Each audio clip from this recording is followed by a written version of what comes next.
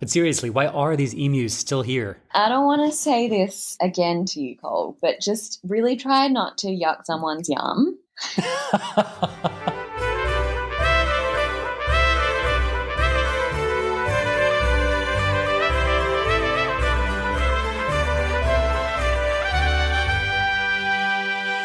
Hey everyone, I'm Cole Paulson. And I'm Lily Rosson. And welcome back to Deep Space Wine, the podcast that attempts to recap and decode every episode of Deep Space Nine, the forgotten stepchild of the Star Trek universe. Each episode, we share a bottle of wine, wind down, and then wind ourselves up again with our strong opinions about DS9. Because in our social experience, there's nothing people love more than when someone talks at length about Star Trek or wine. Or an alternate simp version of Dax. I actually do want to talk a lot about her. Me too. That will mainly be what I'm talking about. Problematic. Because what else did this episode actually give us? Look, I'm going to argue it's given us some insight. Oh. We were talking about this, and we were talking about this with David Livingston. There's going to be a lot of that. I know. Are we going to drop his name every single time from here on out? I will be name dropping constantly. Listeners, if you're not aware, we did just interview David Livingston, and you should listen because it was a fantastic conversation.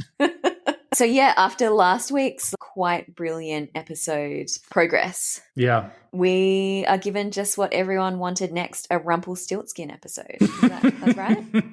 That's what you wanted. The people, they demanded it. There's this hilarious quote from Ira Stephen Bear. He's like, look, this is an episode we just had to try and do.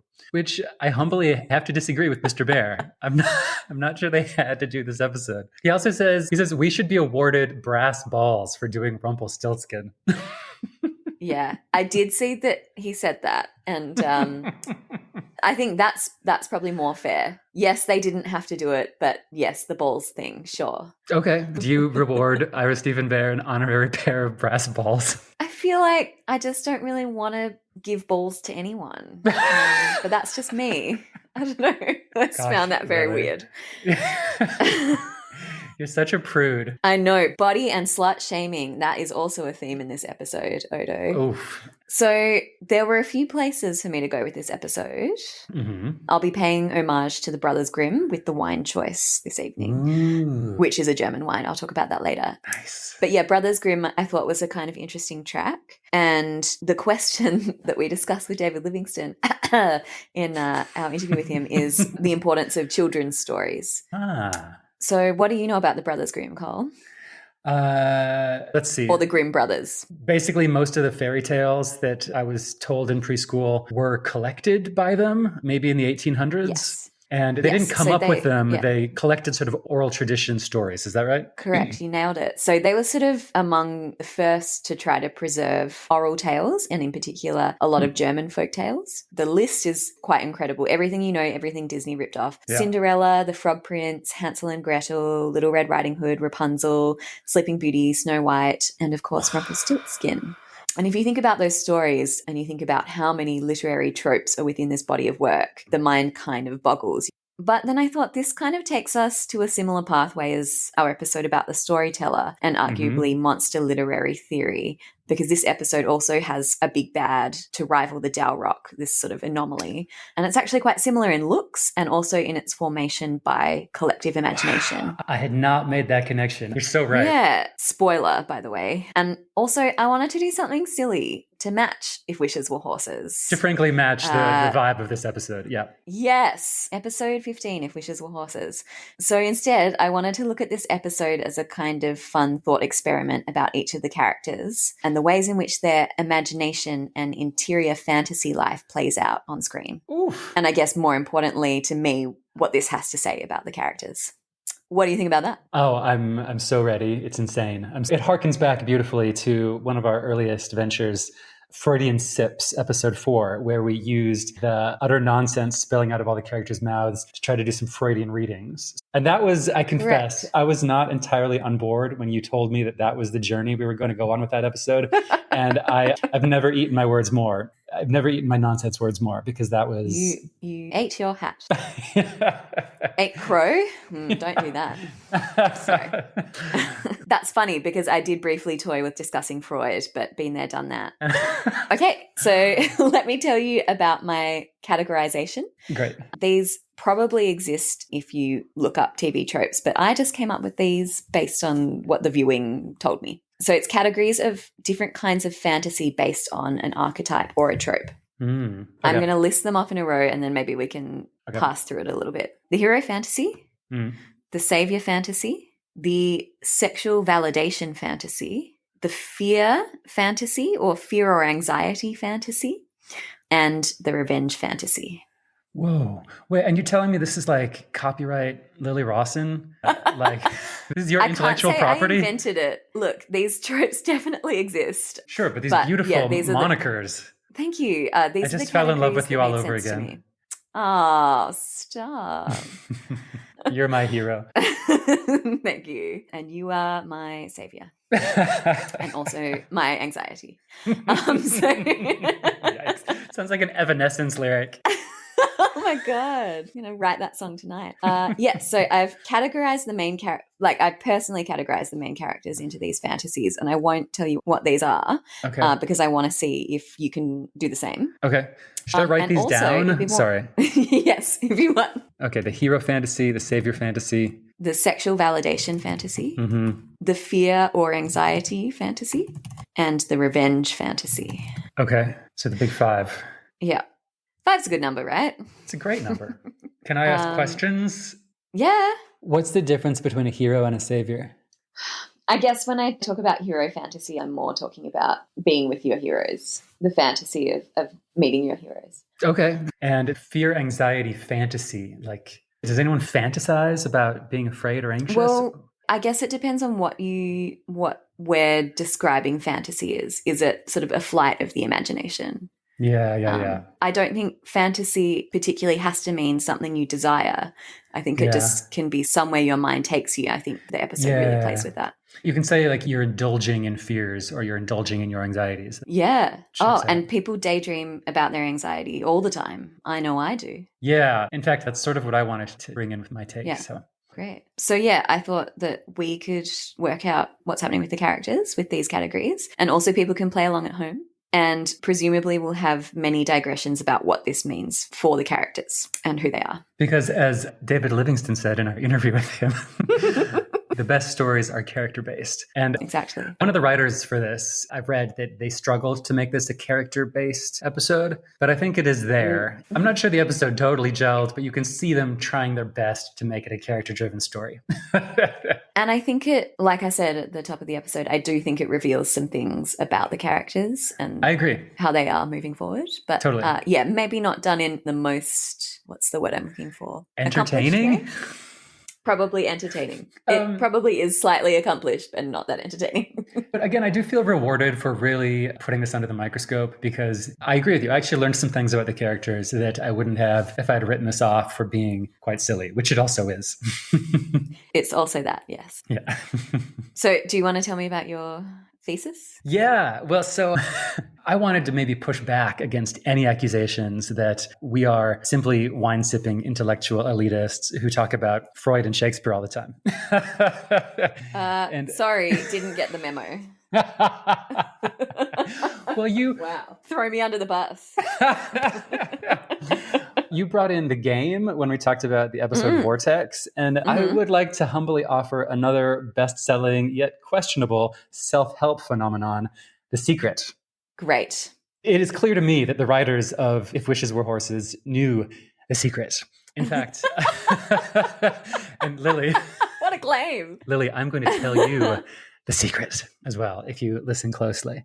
So it turns out The Secret was originally a documentary before it was the best-selling book. And I took one for the team and I watched the documentary last night. Whoa. So you're welcome. Is Oprah in it? Or she's later? Oh, she's so above this documentary. And look, I can say something positive about If Wishes Were Horses, and that is, side by side with The Secret, it is a cinematic triumph. I can safely say that The Secret is just one big ripoff of this brilliant episode of Star Trek. Right. So, to prove my point, The Secret, as summarized in a direct quote in the documentary, is that thoughts become things. And they even illustrate an example of a guy sitting on his sofa and he sees a photo of an elephant. And suddenly there's an elephant in his living room. And then he's like stuck cleaning up elephant poo. That's The Secret, Lily. Wow. They have interviews with all these people who call themselves like metaphysicians and things. You know what The Secret is, right? Am I spoiling The Secret for you? Okay. No. I'm familiar with The Secret. I was around in the 2000s when it was sort of peak popularity. Oprah was really into it, but she was really into all kinds of garbage. So it's what you manifest your desires. Yeah. So they say that it's this tightly held secret that they're finally telling the world in 2006. But it's been around since the 1800s under various names, mostly the law of attraction.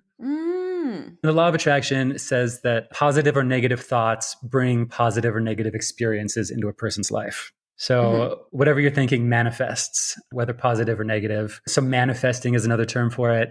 And it has a resurgence every few years under different names.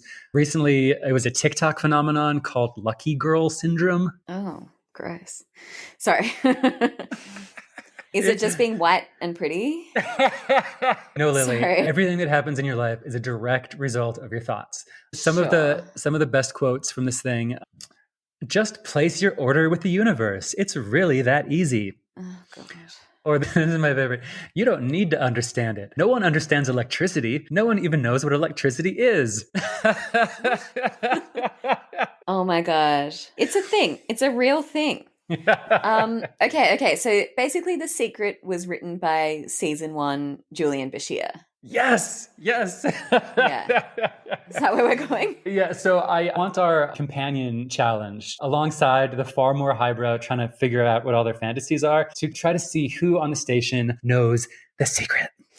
Amazing, Cole. And my mind is already exploding doing these two things side by side. And it pairs kind of perfectly. I think it's a perfect, it's going to be a fine outing together. Just quickly, have we invented a new kind of religion like Scientology where L. Ron Hubbard ties this whole thing to aliens, much like this episode of Star Trek? The secret all along is being determined by aliens. Whoa. I don't want to look. Let's talk about this in private because I would like to be rich one day. So we're gonna keep this secret. We're not willing to share. Yeah, I do. There will be no documentary about this secret. Before any adherence to The Secret turns off this podcast episode in annoyance, I want to say there's some merit to the psychology of The Secret. Plenty has been said about the power of positivity, and you sort of get what you give in terms of the energy you put out in the world. They have this example of like the power of The Secret. There's this guy, this really cranky customer at a restaurant. He's cranky about how bad the service is. And in his agitation, he bumps a server who spills food on him. But also, if you're like really cranky and you treat the service staff like crap, you're going to get your food spit in. That's just cause and effect. Sure. I've always said that karma is sort of a science. You get what you give. In fact, going back to Germans, I just learned a beautiful German expression. Well, it's not beautiful in the original German, but there's a common saying in German that translates roughly, whatever you yell into the woods is yelled back to you. Ooh. Can you say it in German? Nein, ich kann nicht. The documentary definitely goes a step further and says it's like this cosmic force that the aliens are bestowing on us. So, yes, but the elephant shitting in the room is privilege. That's exactly. But no, I take what you're saying. And I do think energy is important. And I do think you're right about karma almost being a science. You get what you give in some scenarios. Also, I need to talk about the wine. Oh, please. So, segue from the beautiful German expression. This is a beautiful German expression of Riesling. Nicely done. There? Thank you. So, this is a 2021 Karl Lohen Varador Riesling. I can't remember. Have we done a Riesling yet? I think once before. I like Riesling. This is the Trocken style of Riesling, which means it's in the dry style. So, it's not off dry or sweet, which is how I prefer a Riesling. And you love me, so you love dry. That's accurate. This is from the Moselle region of Germany, which is probably the most internationally well-known German region of winemaking. The vineyards are along the Moselle River, and they're on this very steep incline, which is quite an arduous way to harvest wine, apparently. So you should look up some photos. It's very cool. Maybe I'll put one on the Instagram. The Riesling grape is incredibly influenced by terroir. That's what it's quite known for, which is why it can taste so different Riesling to Riesling. And there are huge differences region to region. And I have learned what terroir is, even if I can't pronounce it. It's the soil that the grapes are grown in. Yeah, so this is slate, essentially. Folks, I'm going to read off Wikipedia because they describe it pretty well. Because of the northerly location of the Moselle, the Riesling wines are often light, tending to lower alcohol, crisp and high in acidity, and often exhibit flowery rather than or in addition to fruity aromas. Its most common vineyard sol is derived from various kinds of slate deposits, which tend to give the wines a transparent, mineralic aspect that often exhibits great depth of flavour. So that's Rieslings from Moselle. And this wine in particular, I've just got a couple of tasting notes. This is an aromatic and full-flavoured Riesling with a lively vitality, an intense bouquet and a powerful body. Nice nose of citrus and yellow apples, hint of green leaves, very dry, super mineral, almost tannic, salty finish. And then because I couldn't find any wine reviewers who wrote something beautiful about it, I just looked at all these various forums you can go to read the majority of what people are saying about it. So a lot of people mentioned that it was dry, mentioned lemon, mentioned a little bit of sugar on the nose, and also mentioned notes of petrol. Sorry, petrol? Which is kind of common in the German, Austrian style Rieslings, but usually that's more when it's an aged Riesling, and this is quite young. Huh. All right. But yeah, I think you do often get that on the nose with Rieslings too. And then also, for a bit of fun, there was some mention of tropical notes. Yes. What? I recently sent a little sort of pictogram to Cole of sort of the different categories of fruit to describe different wines. Yeah. And one of them is tropical. And Cole was like, ooh, have we had anything tropical? And I was like, no, because I hate tropical notes in so wine. You're willing to take a chance with this one? Look, I didn't know about those tropical notes. Oh, no. And yeah, I definitely didn't know that about Rieslings. But yeah, apparently this one, a lot of people got mango. Well, oh man, I can't wait. Should we do it? Let's do it. Let me just pour from this very long-necked bottle, which is also the Riesling style bottle. Super long neck, rather like myself. I've been told. You don't need to know things about my body, but anyway. That's not the first time you've compared your body shape to a wine bottle. Look, I am a woman. I know about being compared to objects. Best to get in there first, you know? All right, cheers. Cheers. Any petrol? Thankfully not. Honestly, it's delicious. Also, if you live in Europe, it will not break the bank. It's not super pricey. It's sort of the entry-level Riesling from this producer, and it's very, very good. I always underestimate Germans and their wine. Germany is not a wine culture, you know? They drink beer for breakfast. Germany is a wine place. What are you talking about? No, I'm just saying I always forget. I'm aware that they have wine. Yeah, okay. You know, Italy and France, Spain. When I go to Germany, I'm not like, I can't wait to have some delicious wine. But this is a welcome reminder. Well, next time you're there, you can change things up. 100%. Give me one good Riesling to go to Germany. Oh, great. Shitty wine puns. I love it. Love it. All right. Should we do it? Yeah, let's do it. Incidentally, the title, If Wishes Were Horses, comes from the old saying, if wishes were horses, then beggars might ride. Ooh. Privilege. Basically, yeah. So giddy up, y'all. Here we go with the recap of If Wishes Were Horses. Yeehaw. We open in Quark's bar, where we get to spend some quality time with our favorite best frenemies club, Quark and Odo. It's my favorite best friends club. No frenemies involved. How dare you? They freaking love each other. They love each other. Quark is supposedly trying to get Odo off his back by suggesting he treat himself to some holosuite time, but Odo grumbles that he doesn't have time for fantasies. And so subtle setup at all for this episode's theme, the power of imagination. Odo calls imagination a waste of time. He's really channeling Ebenezer Scrooge energy more than even usual in this episode. Imagination, humbug. And it is interesting, again, for a character that is so plastic, is so rigid with this stuff. I think we've talked about that many times. With David Livingston too. Yes, we did. What? But yeah, he's disgusted at the idea of a shapeshifter playmate. Yeah. Quark's like, I could create a shapeshifter playmate for you. The two of you could intermingle. Can you imagine? Quark also mentions that he's made it his business to learn about baseball, to maybe adapt his holosuite offerings to the new human clientele coming to the station. He says the true entrepreneur knows how to sniff the wind. But it's funny because he missed the memo that baseball actually went out of fashion over 300 years ago, and it's just the crazy Ciscos who care about it anymore.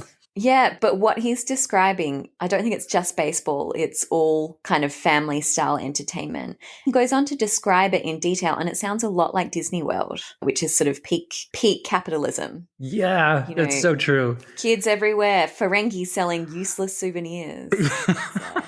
I've been to Disney World. That's pretty much it. Disneyland is a capitalist wonderland. He was giving Willy Wonka, like, come with me to a world of pure imagination. Pure imagination, and I'll make money off it. Yeah. And then buy these tchotchke souvenirs. Yeah, I love tchotchkes. So to me, this kind of sets up three characters' relationships to fantasy and imagination.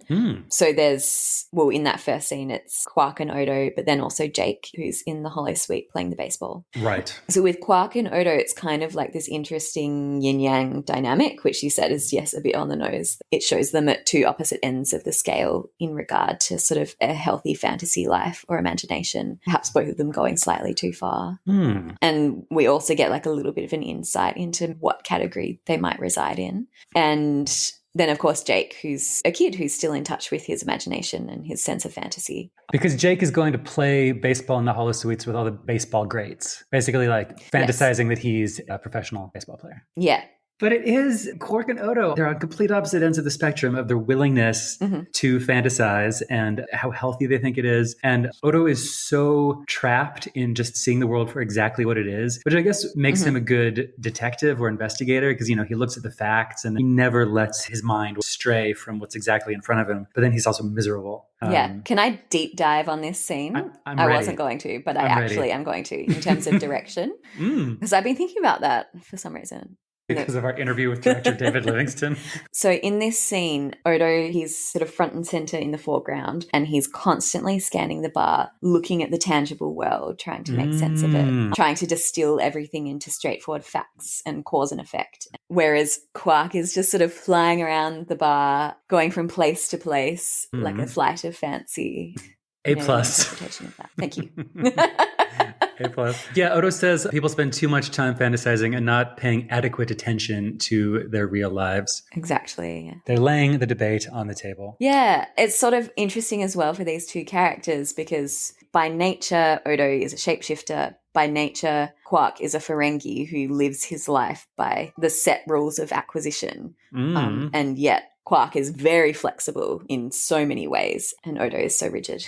I think that's what makes Odo one of the most tragic figures in all literature because he has the ability to literally be anything he wants to, and he rejects that. We'll just talk about a waste. Yeah. I guess the other thing that happens in that scene is, to me, all the slut shaming that Odo does. He's saying that there's all the sexual programs and it's disgusting and Quark is disgusting. But Quark, he knows himself and Odo says, you're disgusting. And he says, till the day I die. Yeah, I like that. And it's pretty good. Wow, you're going to turn this episode into a masterpiece of literature, Lily, and I can't wait. Should we move past the first scene? Meanwhile, upstairs in the bar, it's Sex Pests Club. If it's Bashir and it's season 1, then he must be petulantly demanding sex from Dax. And he is going full incel here, blaming her for his losing sleep because of the agony he suffers from her rejecting him. It's just when you thought Julian was redeemable, this conversation happens. He's finally started to show other facets to his personality. But I mean, the good thing about this episode, maybe the best thing you can say about this is that it's sort of the climax, horrible use of phrase, but it's the climax of Bashir's obsession with Dax. And I think they finally start to explore other aspects of this dude's personality after this episode. So that's great. Thank God. So Bashir's being a creepo and basically blaming Dax for him losing sleep and being miserable. Dax, in her 300 years of wisdom, astutely points out that he's apparently had energy for all sorts of other dalliances. And here, I don't think Dax is slut-shaming at all. I think she's just ridiculing him for this notion that his happiness depends on her putting out, right? I think it's this sort of classic idea that he's mad that he's been friend-zoned, so to speak. Yeah. And she's calling him out on it. The fact that Bashir has been perfectly successful left and right with other women really underscores that what's hurting him the most is the rejection. He desperately needs the validation that he can get anything he wants. Going back to these 5 fantasy, what do they call them in psychology? Schemas? Schemas, correct. Yeah, that's the word I was looking for. I feel like it's not sexual validation, even though he's obviously a sex hound. He just needs validation, full stop. I think his pursuit of romantic validation is sexual in nature. He's clearly got a friendship with her, even though he's being like horrible to her. Yeah, she says over and over again, like, you're a good friend, which I think is giving him way too much credit. He's a terrible friend. Yeah. Ugh. And he's bent out of shape that he graduated second in his class from Starfleet med school. He just has to get whatever he wants. He's a little kid in the Hollow Suites. Yeah. And thank God he finally starts growing up after this episode. Oh, yeah. What a journey, though. I know, what an arduous journey. It's like picking grapes off a steep incline off the banks of the Moselle. Wait, what? Well, you weren't listening to me when I was talking about the region of Moselle. What was I saying about this podcast being intellectually elitist? I thought it was a succinct metaphor. I'm approachable. I'm an everyman. I don't know what you're talking about. Dax tells Bashir to try a high-pitched sonic shower and just get over it. He says, I already have. Oh, poor baby. When Dax gets up to ops, Cisco asks how our young doctor is doing. And Dax, ever gracious, says, young. And not only is it a sick burn, also there's sort of a callback to it in a conversation that she has with Bashir later, which we can talk about. Amazing. But Dax has bigger things to worry about, namely an unusual energy reading. And man, we will be hearing a lot about these elevated Thoron emissions in this episode. But you will hear about it from me as little as possible in this recap. Thank God. I want to talk about schemas. I know. We have more important things to talk about. We have fairy tale schemas. And the secret. Cut to the O'Brien's quarters, and Miles is reading a bedtime story to his adorable daughter, Molly. Turns out he's reading Rumpelstiltskin, and he's got way better storytelling game than he had 2 episodes ago in The Storyteller. Right? He has a really good character voice for Rumpelstiltskin. Yeah. He commits. I guess it was the stage fright that got to him in that Bajoran village, but he's a great storyteller. Yeah. Side note, I read up a bit on Rumpelstiltskin and its origins, and when the Grimm brothers collected it, it had a very soft ending for Rumpelstiltskin. He just like ran off. But then a few decades later, like in the 1850s, they changed the ending and had Rumpelstiltskin rip himself in half. Okay, interesting. So I think Germans just like love a really screwed up ending. So maybe the Grimms were trying to make it internationally palatable, but the Germans are like, no. He gets frustrated and he stomps in the ground and then gets one leg stuck in the ground. And then he tries to pull himself out, but he accidentally rips himself in half in the process. Oh, God. What a horrible way to go. Yeah, that's just the Germans being freaky. But thank goodness they make sweet wines. Whoa, was he on a steep incline when this happened? Sorry, I'll let it go. Are we up to the point where we can talk about Keiko's Bob? Yes, it's time for Keiko's Bob. I love it. And it's really triangular, and I'm here for it, and it's like kind of on trend at the moment. So go Keiko. Go Keiko. The other thing about Miles and Keiko here is that after they tuck Molly in, there is the briefest moment that tells us that yes, defying all expectations, their love life is still active, which is nice. It's nice to see. Apparently so. It's the classic amorous advance of shall I tuck you in with a bedtime story. And I know I love it when men say that to me. Keiko's into it though. But this adult fairy tale is not to be because Molly bursts out of her room and says, he's in my room. Side note, the actress Hana Hate, who played the character on The Next Generation and plays Molly for all 7 seasons of Deep Space Nine, I didn't realize that. Oh, cute. The actress remembers filming this, and she was actually terrified of Rumpelstiltskin, and she could barely be in the same room with the actor in his Rumpelstiltskin makeup, and she had like nightmares about it. So yikes, being a child actor, not easy. But yeah. That's fair. Hannah. She says Rumpelstiltskin is in her room. O'Brien goes in, and yup, that's a Rumple. There he is. He's not a leprechaun. He's Rumpelstiltskin. Yes, so you also read that originally when the script was given to the actors, it was not Rumpelstiltskin, it was a leprechaun. And the actor, Colm Meaney, went to the producers and he said, hey, leprechauns are a very racist trope that Irish actors have been trying to get over for decades, which was complete news to the producers. And so they had to frantically rewrite it because Colm found this a deeply offensive script. And thank God they did, because then we get Rumpelstiltskin. And then we get this Riesling and this grim fairy tales reading. It's all been leading up to this. Did you know that leprechauns are an offensive racist stereotype to the Irish? I sort of didn't know that. And I have seen a B horror film with a very young Jennifer Aniston called Leprechaun. Oh, yeah. And now that I think about it, it is a pretty sort of horrible racist depiction of, I suppose, what some people think of the Irish. Leprechauns, very offensive. So what we have here is this grim fairy tale creature who the writers frantically adapted the script to.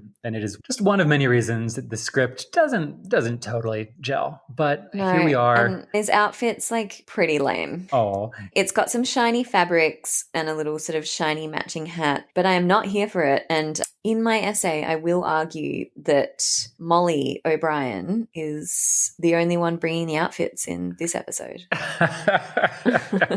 And Hannah Hate is just insanely cute in this episode. She's adorable. She's bringing it. I think she might be MVP for Best Actor. And there was some method acting happening. Exactly. Yeah. Make the child terrified. Terrified. But I do also want to give a shout out to Michael John Anderson as Rumpelstiltskin, who you might recognize for his role in the dream sequences on Twin Peaks, and also a starring role in Carnival, the HBO show. Oh, I love both of those shows. Yeah, he's he talks backwards in the dream sequences on Twin Peaks. Cool. I'll rewatch that. So Rumpelstiltskin is now marching around the O'Brien's quarters, making a mess, looking for some straw to spin into gold, supposedly, basically just being a brat. O'Brien calls some security beefheads to come in and try to apprehend him, but he eludes them by vanishing before their eyes. Do you have anything else to say about this scene? Just that Rumpel kind of reminds me of a cat. He's just like pushing things off shelves, walking over, tipping things over. And this from a cat lover. You own 2 cats. Oh, yeah, but they're assholes. They're such assholes. But that's part of the charm. And they seem intelligent, right? Like, it seems like they know exactly what they're doing to piss us off, whereas dogs just seem like idiots. Yeah. And I only hang out with people who seem intelligent, which is why I'm doing this podcast with you. Wow. Seem intelligent. God, you can be devastating, Cole. I can be catty sometimes. Jesus. Meanwhile, in Sisko's quarters, baseball legend Buck Bokai of the London Kings has followed Jake Sisko home from the holosuite. What? And he seems to know Benjamin Sisko's name. He says, "Hello, Ben."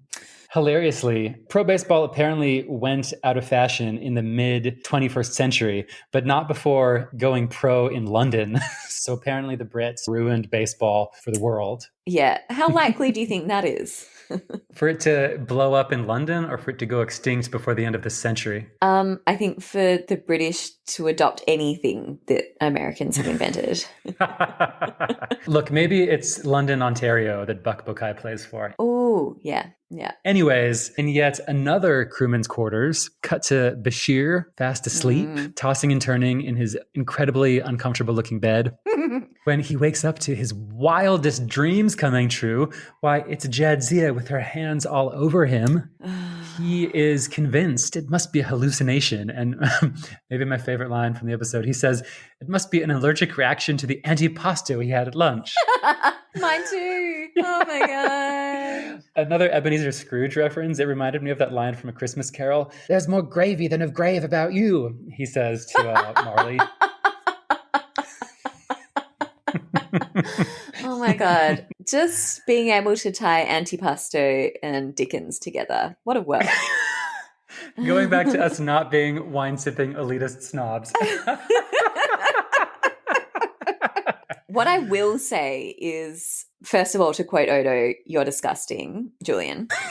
Yeah. Dax would never, and I'm so uncomfortable. But Dax would never. At least Julian is questioning why it's happening and assumes that one of them is sick or that it's the antipasto. At least that's his first reaction. Yeah, he's incredulous for like 15 seconds, but then he just happily goes along with it, even though he and we Accepts all the know that fantasy as something's reality. seriously wrong. Yeah, but too bad, so sad for him because all senior staff are suddenly called to ops. Yeah, and then he changes tack and thinks it could be a practical joke, which is also more believable than Dax ever sleeping with him. Yep. She would never. She would never. When he and this Dax, quote unquote, get up to ops, all of the other favorite figments of imagination are there having a sort of meet and greet.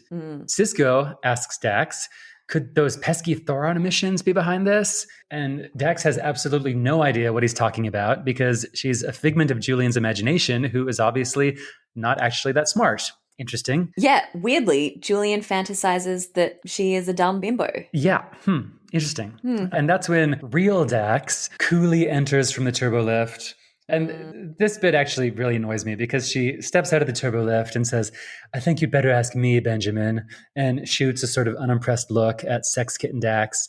And like, okay, we know Dax is wise and cool and collected, but you're not the least bit concerned that another version of you is like pretending to be you. Shouldn't that concern you at all? I feel like she's very wise and quick, and she's also spied Rumpelstiltskin and a random baseball player and pieced it together. Sure. Yeah. And side note, Cisco does like the funniest quizzical face of recognition of what's going on. It's an amazing bit of acting by Avery Brooks. So Avery Brooks does overact sometimes, and sometimes his humorous reaction faces are hilariously over the top. I now love them. I don't know what to tell you. Right. So baseball great Buck Bokai is just sitting there in ops getting scanned, praising Jake's progress at the bat lately. He seems like the real deal. He somehow remembers all of Bokai's greatest moments and stats. But meanwhile, Bashir is having to literally fight Sex Kitten Dax off of him, which is truly a taste of his own medicine. And actual Jadzia is just looking on, quietly amused. They're trying to figure out what's going on, and Bashir manages to admit that maybe this sex-hungry, obsessed version of Dax might have come out of his imagination. Yeah, you think? And then when he gets fed up with her and insists he doesn't have time for her and casts her off of him, she disappears. The secret. Perhaps. Odo messages in from the promenade, letting them know that it's snowing down there. And we suddenly see this alternative career for Odo as a weather forecaster. He's like, we're looking at 5 or 6 centimeters down here. Oh my God, that's so funny. Some Bajoran down on the promenade's been reading too much Dickens. Snowing down there. I was wondering who down there is like dreaming of a white Christmas. I don't know. Someone was just reading the Christmas Carol. That explains it. There's suddenly some street urchin begging for coins from Quark. Please, sir. Singing Good King Wenceslas. Muppets Christmas Carol, anyone? Yeah, a well-loved text by Cole. And I've also seen it. If I were on Deep Space Nine, Kermit, aka Bob Cratchit, would just be hanging out with me, singing about Christmas. And it'd be really nice. Yeah, that's what I think about on a daily basis. That's as far as Cole's fantasies go. The end. No follow-up questions. It's my story and I'm sticking to it. Cisco deduces that everyone seems to be, quote, letting their imaginations run wild and puts the station on yellow alert. Which gives us one of the more ridiculous quotes of the episode. Kira says, yellow alert against our own imaginations? Kira. But Dax may have an explanation. That plasma field thingamabob out in space looks like a big black hole sucking everything into it. And technobabble words. Blah, blah, blah. And then cut back to Odo on the promenade where things are getting even zanier. The snow's disappeared, but now there's a Gunji jackdaw running loose, a.k.a. an emu. Run loose on the promenade. That's an emu native to Australia. So that's pretty much my brethren. And poor Odo is sort of reduced to being like a hapless mall cop in this episode. He spends all his time just chasing after things on the promenade. And here he is just sort of telling this emu, come along now, come along. No, I loved this scene because Odo is so crotchety with everyone else, but he's so polite to this emu. He like bows to it and ushers it. It's like, I don't know, they're like kindred spirits or something. He only smiles at children and he's only polite to animals. He's a little softy. Yeah. What does that tell us about Odo? And fun fact, I read that an emu handler on set is dressed up as a Bajoran monk in the background. Oh, God. I didn't even think about that. So Odo gets the memo that people are imagining things and it's getting out of control. So he walks into Quark's and tries to get everyone's attention. This is really interesting. He says, "Ladies and gentlemen and all androgynous creatures." Yeah. And going back to like Odo limiting himself, I mean, this is the 90s, but if this show were made today, wouldn't Odo be non-gendered or androgynous, or like he would mix it up all the time? There's sort of an in-universe explanation. He bases his identity off this Bajoran man who studied him when he was younger. And I guess there's also an in-universe explanation that Odo is limiting himself by trying to conform to the world around him, which is obviously gendered. So fine, we can forgive Deep Space Nine for this. And look, some might argue that Odo has some androgynous qualities. Some might argue against that. Are you referencing a conversation I had with David Livingston? I can't stop. It's pathological.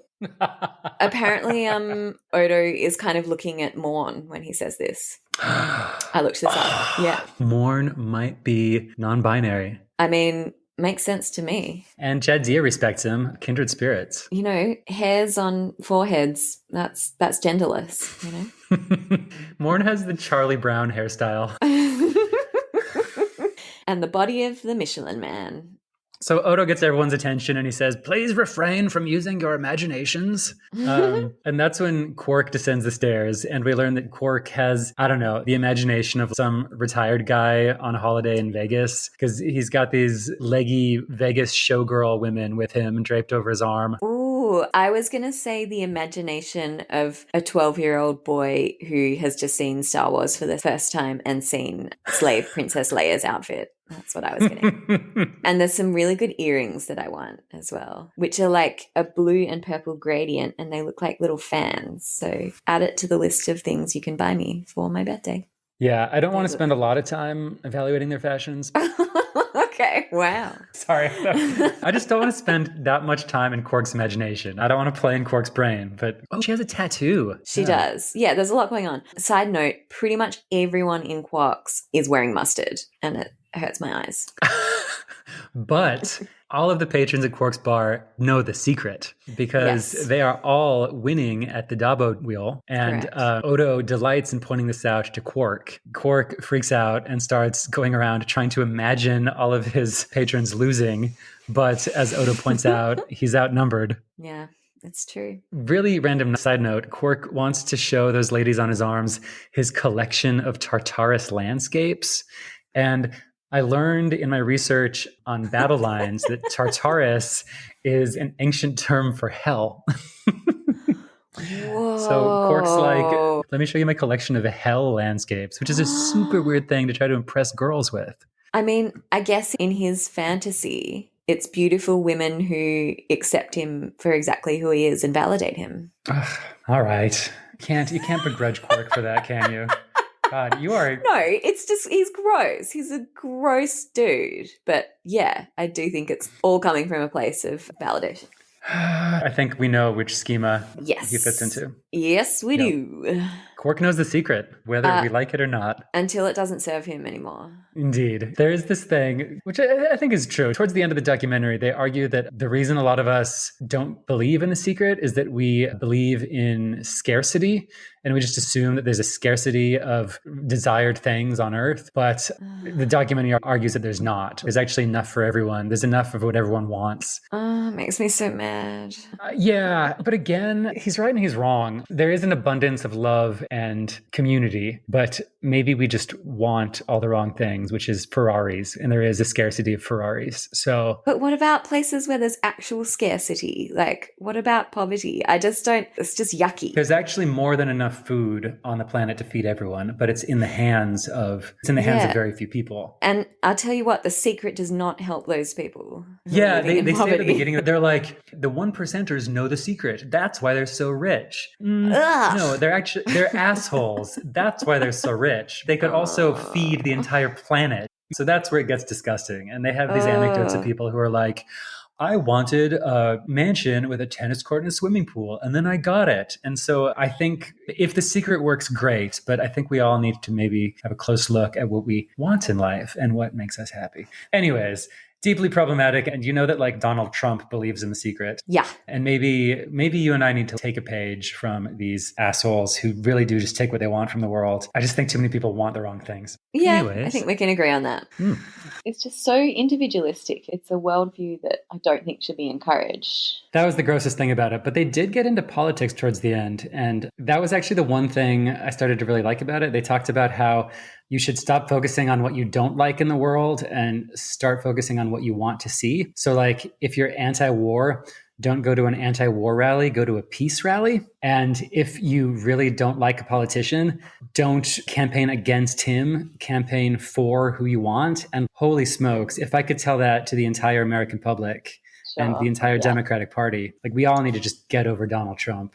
What you resist persists, they argue. The more you dwell on something. Most people are thinking about what they don't want, and they wonder why it shows up over and over again. Yeah, interesting. No, that's an interesting perspective. Right? The media just talks about how heinous Trump is, but it's like we're feeding the trolls. Then he gets all the attention and all the publicity, and then it's all anyone thinks about. That's The Secret, Lily. Okay, The Secret. So, in the science lab, Dax and Bashir are sciencing when Dax discovers that space rupture out there is doing exactly what she was worried it would and getting bigger. What a secretive coincidence.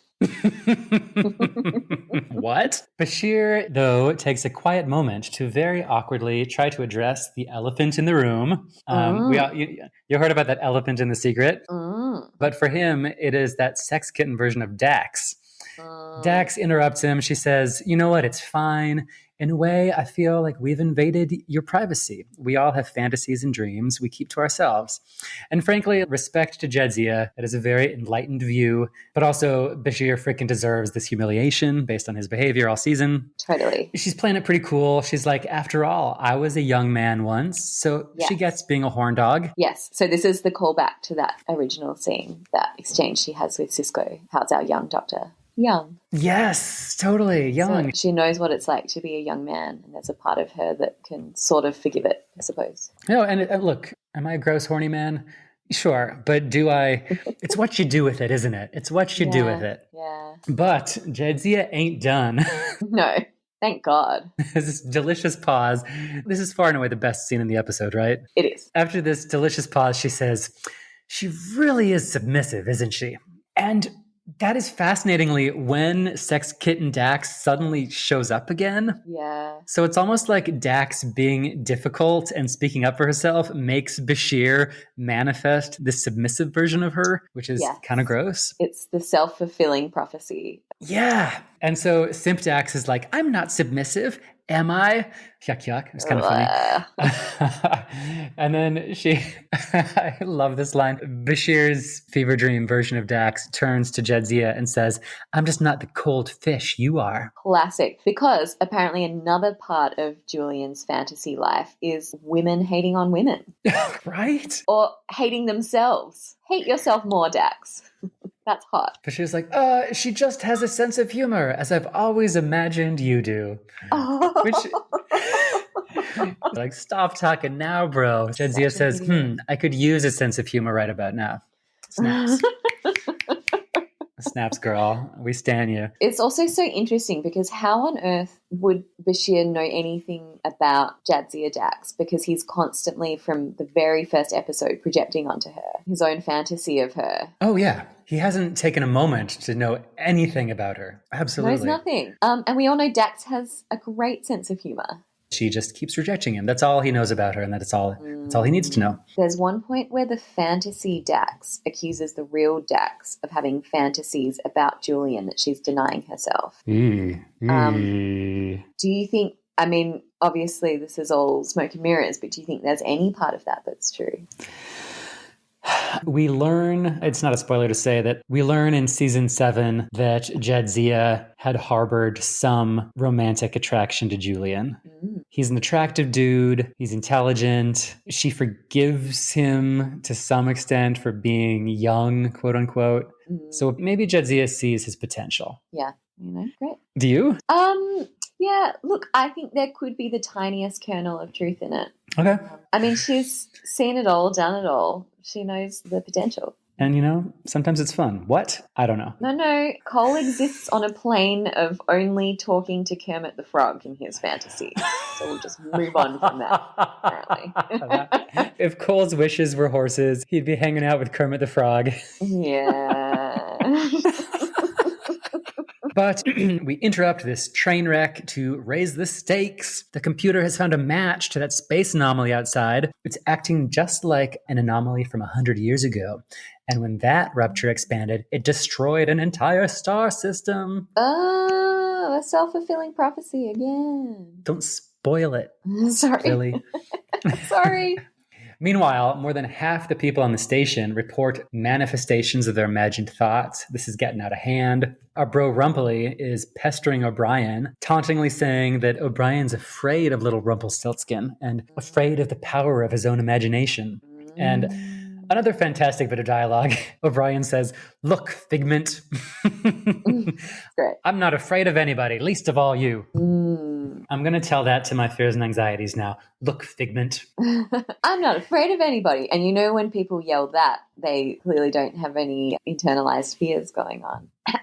Definitely not. And Rumpely sees right through it. He does. He obliquely makes a threat against Miles's daughter, Molly. Yes.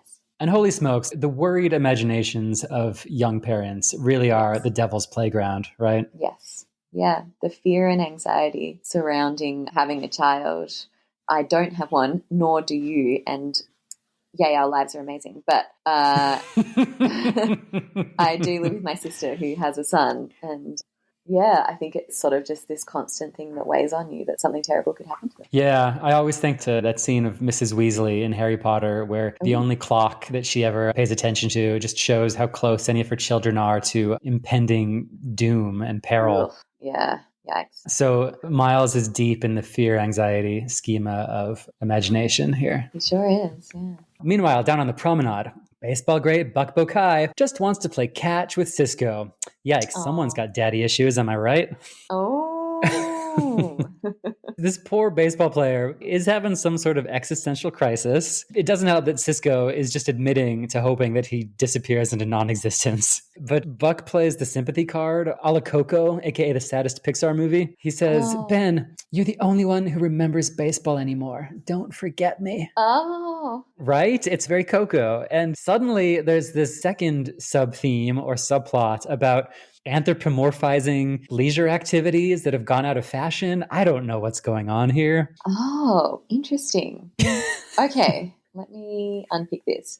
See, what I was kind of thinking is, so they sort of go into the fact that Cisco sort of has a parasocial relationship with this character from history. Oof. That this person's kind of a hero to him, perhaps. And that when he thinks of this person, he thinks of them incredibly fondly and can list off all their achievements. Yep. Which is why this Figment knows all of his stats and greatest moments, because it's actually Benjamin's imagination and he remembers all this stuff. Yeah, and I think there's a part of Cisco that's actually having a wonderful time spending time with his hero, even though it's obviously an anomaly. Cisco also winks at the Figment. Yeah, I thought it was this weird sort of concession. Who is it for? That's great. Well, I thought he was like, I want to will you out of existence, but here's a cute little wink from me. He's playing with this Figment of imagination's emotions. Okay, I think it's for himself. Okay.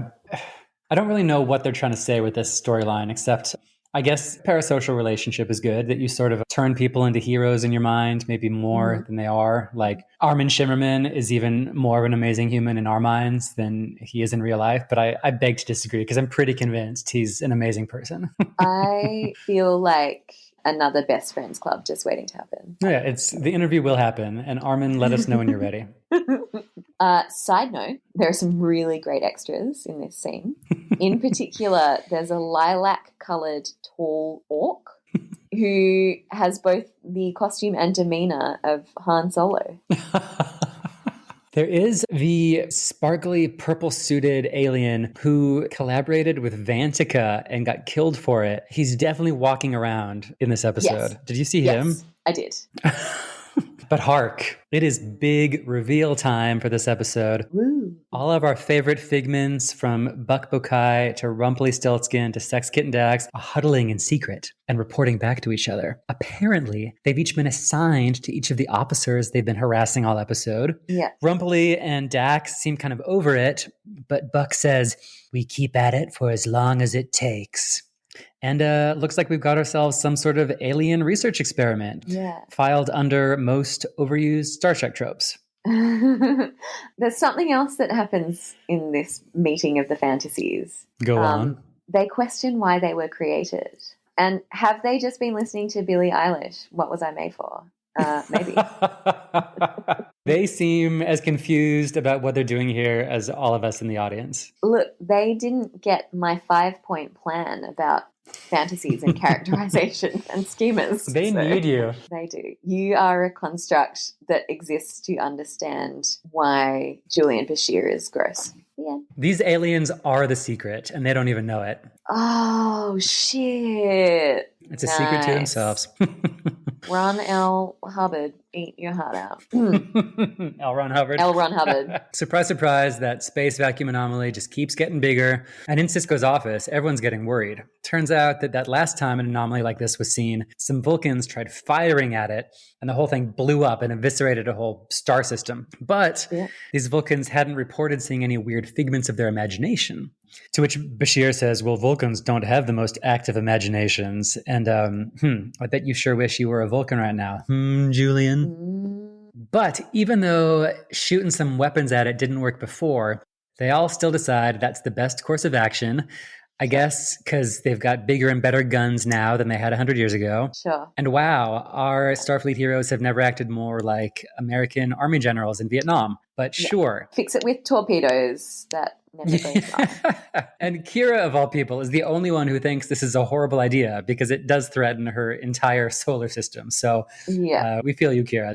But it's Kira's job to go evacuate all the upper pylons in case this plan goes horribly awry. So she goes alone to an upper pylon and she steps out onto this is kind of a creepy scene. She's all alone. And then suddenly a gigantic fireball sweeps down the corridor towards her. A man runs at her screaming, engulfed in flames, only to suddenly disappear along with the fire when Kira crouches in horror. And of course, Kira is the one with a traumatic, horrific imagination. I mean, girl's got PTSD. It's so sad. And you know what? I think credit to the writers. This is part of what makes me empathize with Kira. She's the product of childhood trauma. She was raised in an occupation and fought a war when she was probably a very, very young person. So her imagination, it revolves around destruction and violence and fear. Yeah, it's when I kind of started to respect this episode for what it was going for. Because even I'd been thinking, watching it, well, what about everyone's worst fears and anxieties? And here they are, this poor woman with PTSD. So she's definitely in the fear and anxiety schema of fantasizing, isn't she? She is. So Odo is chasing some emus on the promenade, telling onlookers, this isn't a show. Side note on the emus, but if all those other figments are like investigating humanity, what are these emus investigating? I don't want to say this again to you, Cole, but just really try not to yuck someone's yum. Like, we don't know why those emus are there. They're clearly important. There's whatever they're called, like Jaw-Juck Goojads or whatever. Gunji and they've been around. Jackdaws. Thank you, Gunji Jackdaws. They've been around a while, so someone is just clinging to this idea of these emus. And I want to know what's going on for this person, and more importantly, what schema. Are they a hero? Are they a savior? Like what's going on in their fantasy world? Yeah, are they fear-based? Are they sexual validation-based? Is this revenge-based? Are they trying to? Yeah. Are they trying to get revenge against Odo? Oh my God, it's Nog. Nog's fantasy is to have these emus peck at Odo's spongy body. And quite frankly, Nog masters the secret more than anyone on this show. So no wonder he is sending those emus down the promenade on repeat. This is step one of the secret. Manifest revenge against your enemies. Step 2, join Starfleet. Quark chases Odo down and says he wants to file a missing persons report because 2 ladies in Princess Leia bikinis have gone missing. Oh no. Mall cop Odo says he doesn't have time because he's been dealing with incarnations of the prophets, long dead lovers, trollops. Slut shamer. More slut shaming. Lily, if you were hanging out on the promenade, what would Odo be contending with? Look, same. Couple of emus, you know. All day you dream about emus. All day, all night. Hey, oh gosh, interesting. Well, I guess it depends where I fall in the schema. Indeed. Should we save this question for our wrap up? Yeah, let's save it for the end because I have to cogitate. But Quark's letting himself get distracted with the fears and anxieties. He is not the king of the sexual validation schema anymore because his ladies have gone missing. And he's like, Odo, haven't you been dreaming anything up? And Odo says he doesn't have time. But guess what? Odo's got a little fantasy life too, because he looks inside the jail cells in security and he finds Quark there locked up. Odo, you freaky dude. Wow, you went straight to the sexual validation. What does that say about your fantasy life? No, I was thinking poor Odo because the limit to his imagination is just putting Quark in jail. It's not like a very rich fantasy life. He does seem tickled by it, and I would argue there's a pretty strong contender for what schema he resides in. Revenge fantasy. Yep. I mean, we've seen Les Mis. This is Javert, our bro Javert, who's weirdly infatuated with Valjean. Did you like this little bit, or would you have cut it? Look, I like the idea of the revenge plot for Odo as like part of the tapestry of his fantasy life. I don't know. What do you think? This is a no from me. First of all, I've said before, Quark does break the law like every episode. So he could be behind bars if Odo wanted him to be. And I agree with you. This is such a piddly use of your fantasy life, even for Odo. He already admitted a few episodes ago that he dreams of finding his people. Like if he were looking in the mirror of Erised to borrow something from Ms. Rowling, he would not see Quark in prison. He would see his family. So this is not... But maybe this is all that Odo... This is just a snippet of his fantasy life. This is all he can really admit to himself. And to, again, borrow from Harry Potter... When Harry asks Dumbledore what he sees in the mirror, he says something like a new pair of socks because no one ever buys that for me. They always get me books. Yeah. Which is a lie. Maybe it's partly true, but your deepest, darkest desires and fantasies is not something that you will reveal so easily. Dumbledore would see his kid sister and his lover Grindelwald not being evil. He would not see a new pair of socks. Correct. And I think also likewise, Odo, he's too closed off to actually reveal to us, the viewer, what his true fantasy is. True. Okay. Great analysis. Moving right along.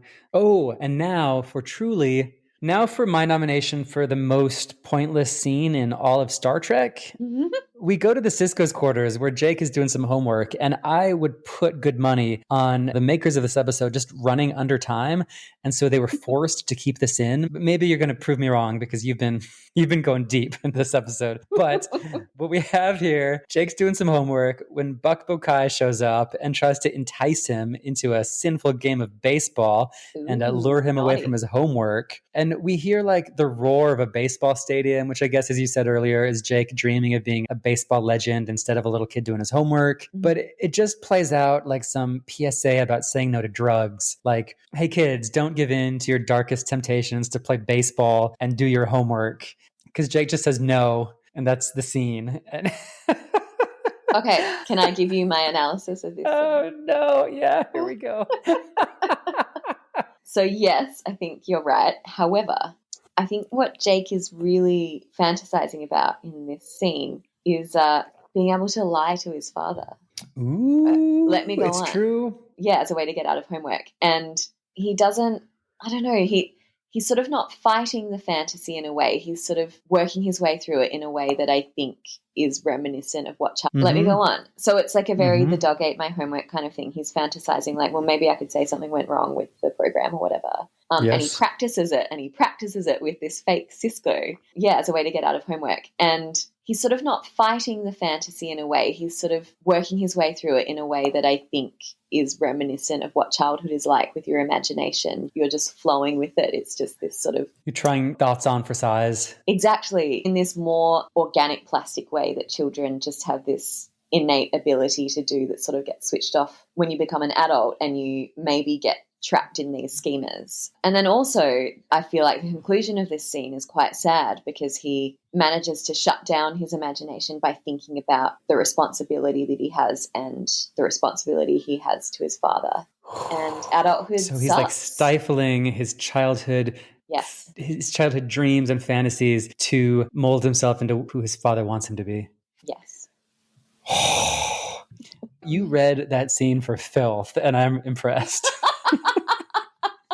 That's the best compliment anyone's ever given me. Thank you. Might I just say how the turntables have turned? We all remember episode 1 of this podcast. Lily was not ready for my deep takes, and here we are. She is psychoanalyzing Jake in the most throwaway scene of the most throwaway episode, and I'm here for it. Look, okay, I don't want to jump the gun, but I think that my fantasy is to be able to look at other people's fantasies and have that give me an insight into who they are. That would be terrifying. Why do you want that? I think I'm interested in what makes people tick. No, I am too. I think I'm just afraid of the truth, frankly. But it's not the afraid truth.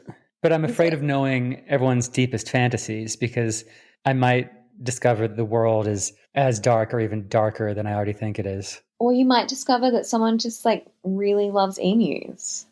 You would see so many Princess Leia bikinis. No, you're right. But it depends on who you know, you know? I mean, you know me. Never mind. Okay, so baseball. Kermit the Frog. Kermit the Frog. Someday we'll find it, that rainbow connection. The lovers, the dreamers, and me. Oh. That should have been our framing for this discussion. The rainbow connection. Oh. Isn't that what this episode is about? Oh, maybe. I think it is. Jake's part of the rainbow connection. Look, maybe he'll find it again, but right now he's trying to be what his father wants him to be. Yeah. All right, back in Ops, Dax's worst fears are coming true because that rift is growing. What? And just more evidence to my theory that the episode was running under time. There's a very drawn out sequence where every single character on Ops and every figment of the imagination looks ominously at this growing black hole thing. And it's like a Bollywood soap opera. They're just staring at it for like a minute and then it cuts to commercial break. Love me some Bollywood soap opera drama. What? This has happened in many episodes and I love it. So this brings us to the gripping conclusion. Subdax is up there on Ops and she's scared. She asks Bashir to hold her and make her feel safe, which I think seals the fate of Bashir's fantasy schema. He wants to be a hero. That is his ultimate dream, to be a hero to Dax, be that knight in shining armor, right? Yeah, and to be needed. And to be needed. In fact, I think that would be a lot of people's fantasies. Besides the Princess Leia bikinis, it would just be like fantasizing about being needed. And I think that would break my heart. So there you go.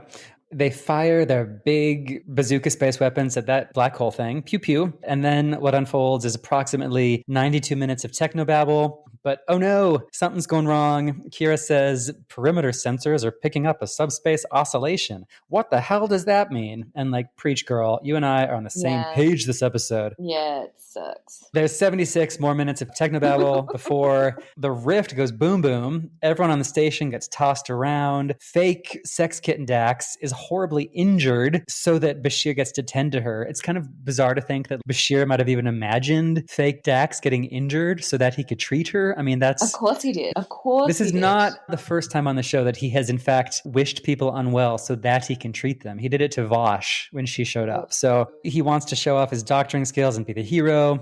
I just need to say Munchausen by proxy. Oh my gosh, 100%. Julian, oh, you're a monster. Because it's about him. It's all about him. Well, for once, our scientists Dax and O'Brien have run flat out of ideas. This big black hole vacuum thing is about to take everyone out and suck the station into it. Rumpelstiltskin is banging around, and he's got a wild suggestion.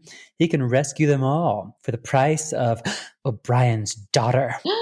And he snaps his fingers, and Keiko and Molly show up in ops. And here, okay, I actually read in a forum, someone did a bit of analysis on this, and they were interpreting it as a peek into O'Brien's deepest psyche, where he, in fact, does maybe live in constant fear of having to choose between work and family, or having to put his family in harm's way on this remote outpost. And I thought that was interesting. Correct. Yep. And he never has to answer that hypothetical. I guess not. I wonder if they explore this anymore, because it is compelling. They torture O'Brien all the time. They orchestrate these absurd scenarios to torture Miles. But this small scene tells us that actually all they have to do is make him worried about his family's safety. And I'm not sure the show does that enough. No, but I want to go deeper on that, because I don't think it's just his worry about his family. I think that he is being asked this huge philosophical question, the one or the many. You know, it's like the trolley problem, but with your daughter. Yep. So whose life is more important, every single person on this station and on Bajor, or your daughter? And it's not like O'Brien screams out, no, you can't have her. He's conflicted.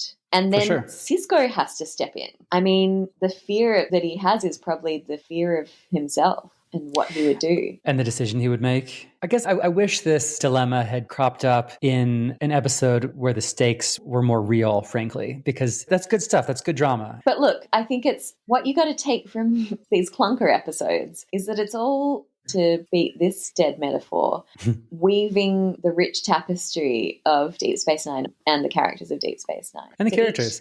Yeah. I think a huge, you and I are not as in love with Discovery as we were with Deep Space Nine. And I think a huge reason is that there's only 10 episodes per season, and there's never just light character moments. So we still barely know these characters. We don't get to know the things we could have learned from Tilly or Michael Burnham in a filler episode like this that would have made the stakes higher. That's valid. Same with Strange New Worlds. Yeah. Yeah. But not just to dunk on those, and to go back to something that renowned director David Livingston was talking about.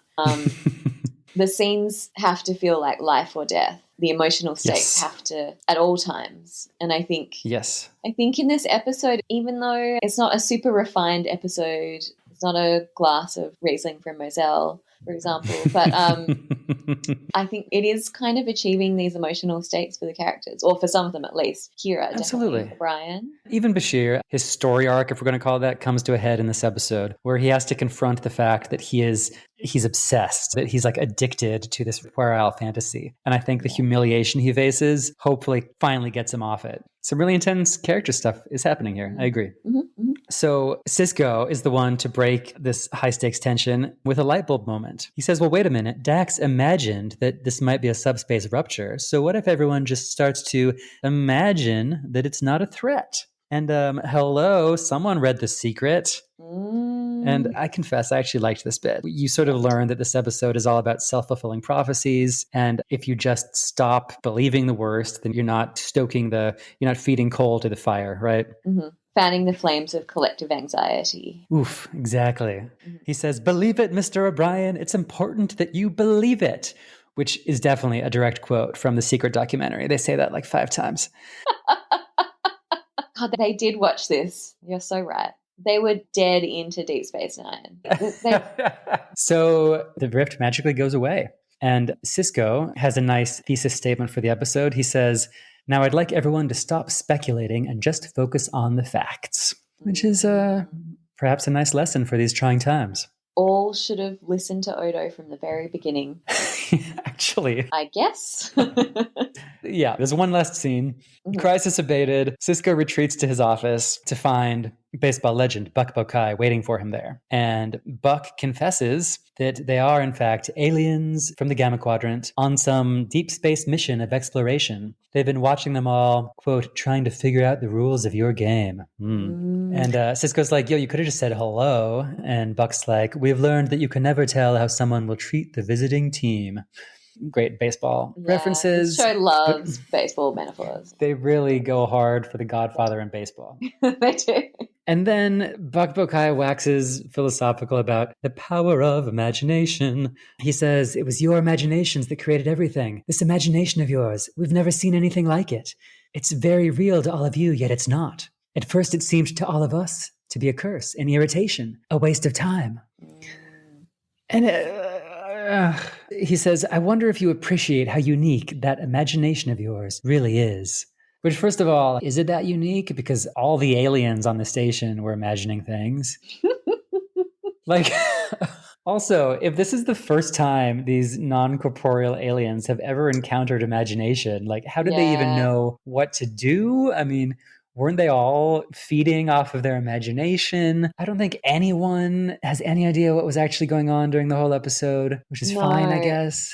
And I was sort of thinking about the wormhole aliens, the prophets, and how that's done quite elegantly, the sort of linear, non-linear existence. And so I guess we are supposed to think that these aliens exist somewhere without imagination. It's very muddled, isn't it? It's pretty muddled. The thought occurred to me, this might have been cleaner if it had been the prophets, because they visit the prophets very rarely in the series. And this could have been a sort of interesting visit from the prophets somehow. But instead, it's these aliens who don't make a lot of sense.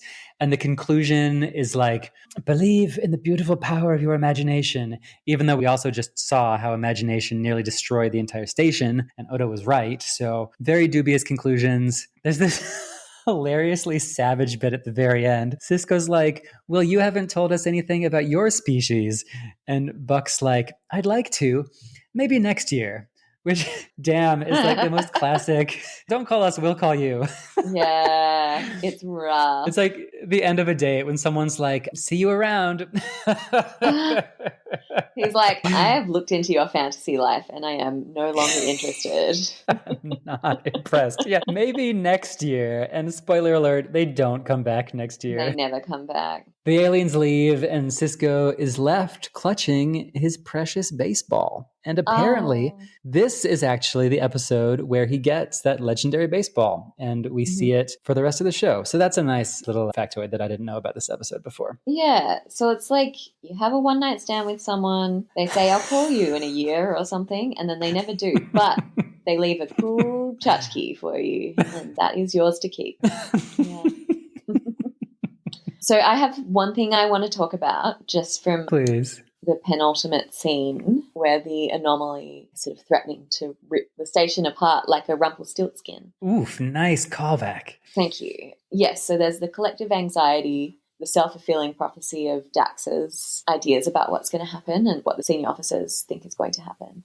Let's think about Sisko for a moment and think about his past, when his wife died and how this transpired. It was basically in this catastrophic situation where he couldn't save everybody. Oof. Is it possible that the anomaly, it's just occurred to me, that the way that Sisko is able to clear-headedly save the situation, save the station, save Bajor, is his fantasy. And what we're seeing play out is... Whoa. Yes. So Sisko being able to be the hero and save everyone is his imagination and his fantasy. Yeah. Billy, honestly, this episode, you have just... Thank you. What was I saying about me only hanging out with people who seem intelligent? I'd like to rescind that from the record. I only hang out with brilliant people. So you talked about hero schema versus savior schema. Yes. Is Sisko dreaming of being a savior? Is that his fantasy? I think so. I think that's his ultimate fantasy. Sisko and Bashir both want to be saviors, but Sisko has actually lived through what it's like to fail and to let down. He's also, frankly, he's lived the nightmare that is O'Brien's. O'Brien is terrified of his work leading to the death of his loved ones. And poor Jennifer Sisko just happened to be on that ship when they had to go into battle against the Borg. Yeah. So no wonder, God, the imagination is a terrifying place, almost as terrifying as the real world. Yeah, maybe more so. Yeah. Downer. What a silly little episode. Yeah, I know. Here we thought this would be a silly one. Oh my gosh. As far as the conclusions I drew from this, we learned that Kira manifested fireballs, Dax manifested an entire black hole sucking the station up. So I think the moral of the story is that women worry too much and should just relax and hook up with sex pests. Down. Have you tried smiling? Stop worrying so much. That is actually a direct quote from The Secret.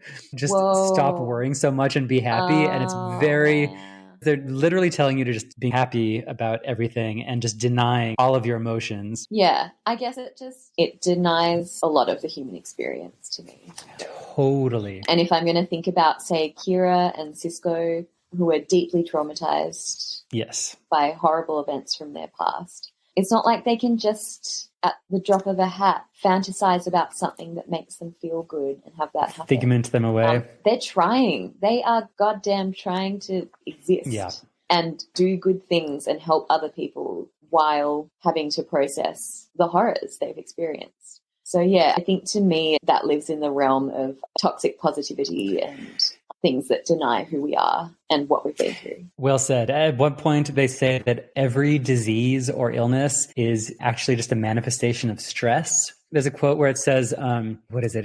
The person who speaks most of illness has it. The person who speaks most of prosperity has it. And it's like, maybe the person who's struggling with a horrible illness every day is talking about it. Or maybe the person who's obsessed with being rich doesn't shut up about it, and I don't want to hang out with them. So that's toxic positivity. I just can't get around how self-centric it is. No, 100%. I can't get on board with The Secret. And maybe that's why I'll never be a multimillionaire. A millionaire with a tennis court in their backyard. And 20 emus of my own. But to perhaps end this episode, or that deep analysis in this episode, on a positive note, there's this beautiful quote from Einstein. Imagination is everything. It is the preview of life's coming attractions. Okay, so Einstein invented The Secret. And that's why he helped usher the world into the nuclear age. Look, imagination is a dangerous thing. All I'm saying is I'm sure there's something to be said about focusing on the direction your life wants to take. Another famous quote. I am become emu. No, sorry, death. Apologies. I am become death, the destroyer of worlds. I have become emu. Have you ever met an emu? It's not far from the truth. They're terrifying. They are. Will catch your eyes out. Emus, just like someone else's imagination, observe from a distance and don't get too close. From a distance. You're right. I take back my fantasy. Cole, what is your fantasy? I mean, besides Kermit the Frog? Well, hang on. Let's decide which schema that we're part of, and then maybe we'll go from there. Well, I think I revealed my true colors a little earlier. I think my fantasy is just like relevance and value. I want to feel useful to the people I care about. So your combo savior validation fantasy. Yeah. It's okay. The fantasies, they are what they are. But I think if your motivations are good. I think if those aliens were to visit me, my fear, anxiety fantasies would probably crop up too. I mean, I think everyone's do. I think that's sort of why that's the culmination of the episode, that it's a collective fear. It's not just Dax. You're right. It was a nice story arc, to be honest, because it went to the logical place. Yeah. What about you? It's hard. I've always struggled to pick just one schema because I contain multitudes. We all dip into all of these 5 from time to time, We do, right? but it's which one stands out to you as the most delicious. I think I need you to tell me. I find it hard. But see, speaking off the record, maybe on the record, depends what comes out of my mouth, but you've already confessed previously on this podcast to having a healthy dose of Ferengi in you. And I think that's the part of you that embraces unabashedly your hedonistic side and knows that the gift of living in this experience is to enjoy life's pleasures. And I genuinely admire how you just lean into that with gusto. And that's the Quark in you. I try to live a little like Lily and Quark when I sip a delicious Riesling on a Tuesday afternoon. Yeah, maybe that's why it's hard for me to pick one, because they sort of come to life. Because you treat yourself. Yeah. You are except for all my revenge plots. The people who I have a grudge against. Just remember, a crow doesn't forget. The crow doesn't forget. Let's just do a quick fashion watch. Contenders for you? I mean, I was glad to see sparkly purple suited alien back, even though he was gunned down like 4 or 5 episodes ago. Maybe that's part of his race. We don't know. They don't True. I was kind of a fan of his, so I'm glad he made it out and he's walking around the promenade. He had gumption. Yeah. He had gumption. Keiko's triangle bob and Molly's adorable PJs. Yeah. She also shows up in another amazing outfit. It's colourful, you know, she's bringing pizzazz. It goes to Molly O'Brien. Well done, Molly. And You did Keiko, it. because Keiko had the bob and probably organises Molly's clothes. So Keiko, Exactly. you did it. Give credit where credit is due. Prop watch? Okay, contenders. We've got the one and only, the baseball, right? It's got to be the baseball. It's the baseball, and it is my favorite prop of maybe the entire show. So thank you, If Wishes Were Horses, for bringing that little delight into our world. Oh. Any other thoughts, any desires, any fantasies you need to get off your chest? Any desires? Well, from here on out, I'm going to be thinking a lot more about them because I know the secret. And not to give in to pop psychology, but I think I might try to focus more on what I want rather than what I'm afraid of. I think that's admirable. And also, you heard it here, folks, he's drinking the Kool-Aid. And my fantasy is that we never talk about the secret ever again. Yeah, that's because it's a secret. All right. That's a good spot to end it. Yeah. Yeah. All right. From here on out, the secret stays here. Everyone, we wish that your wildest dreams come true and that your wildest fears do not. And I wish you all as many gross Starbo girls as you desire. I don't know. What are we just saying things? Oh, and by the way, listen to the David Livingston interview because he's a deer and he's a dreamboat. Yeah. Listen to Cole live out his actual wildest fantasy. That, you know what? I have no more fantasies because hanging out with David Livingston for 2 hours was mine. So check. All right. Thanks, guys. Bye. Bye. Bye.